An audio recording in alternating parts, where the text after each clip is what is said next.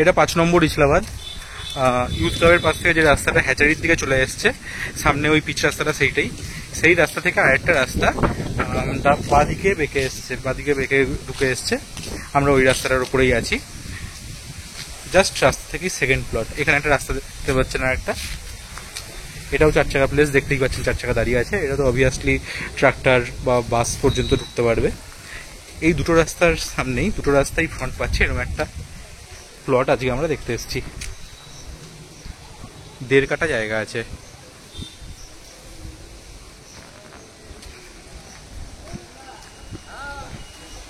সামনে অনেকটা ফ্রন্ট পাচ্ছেন, মানে আপনি যদি রাস্তার ফ্রন্টটাকে ইউটিলাইজ করে কোনো রকম ব্যবসা করতে চান সেটা আপনি এখানে অনায়াসে করতে পারছেন।